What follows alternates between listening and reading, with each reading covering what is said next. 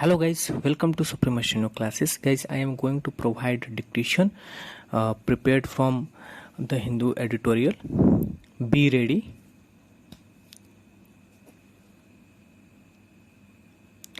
The void created in national life by the brutal assassination of the Prime Minister Mrs. Indira Gandhi by her own security guards in her own official residence is one that millions of Indians are going to find it extremely difficult to accept or adjust to.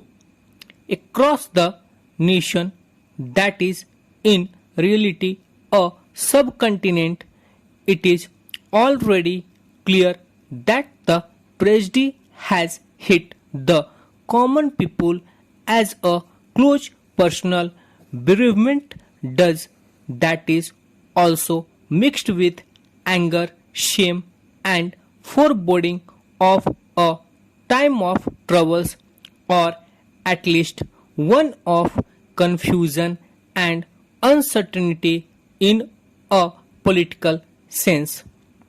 The wild event that must be related in any honest reckoning to the latest expression of the Punjab crisis is, apart from being a major personal and political tragedy, a setback to the democratic process to which India has been proudly committed since independence.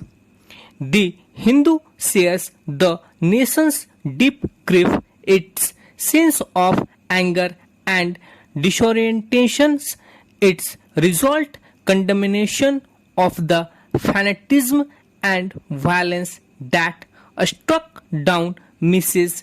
Gandhi, its homage to a tenacious battle-scared political warrior fallen at her post, and the renewal of its commitment to democratic values, institutions and practices.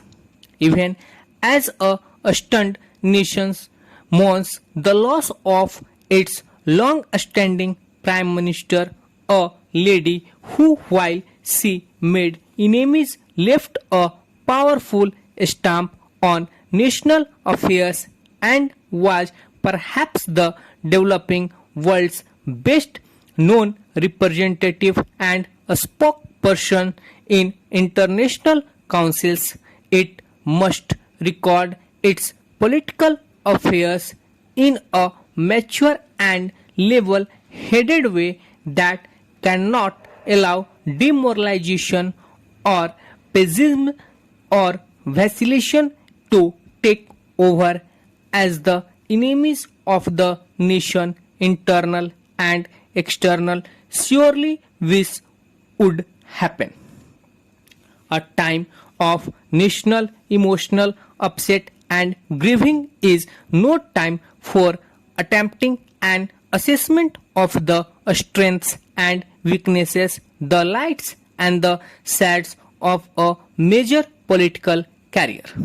In Mrs. Gandhi's case, any attribute must start with noting the length of her dominance of national political affairs, somewhat shorter than but quite comparable to the length of her father's prime ministership, her strong personality that grew from a reality low-key political position in the mid-60s to a towering stature in the 70s and 80s, her inclination to controversy and her ability to arouse strong feelings for and against in relation to the content and style of her politics, her interesting but arguable record on some basic democratic issues and international eminence that she attained, some of her major political characteristics were not in much doubt either among her admirers or her critics. Mrs. Gandhi, as a politician, was a far cry from a provincial or parochial person and differed from many other politicians with high national ambitions or claims in being acceptable to all parties of the country.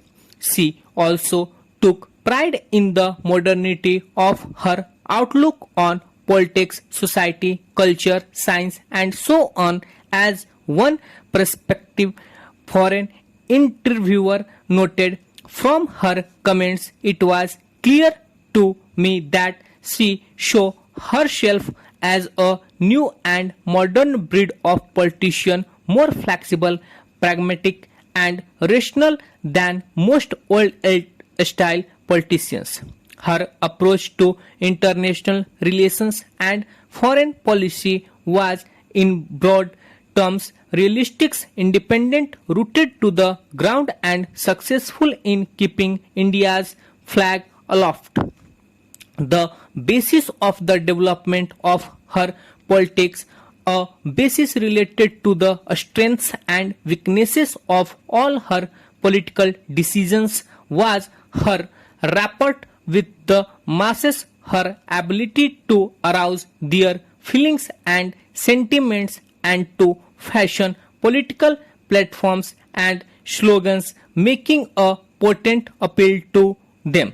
The major dip in her career came with the imposition of the emergency, which brought about a rupture, at least temporarily, in her relations with the masses.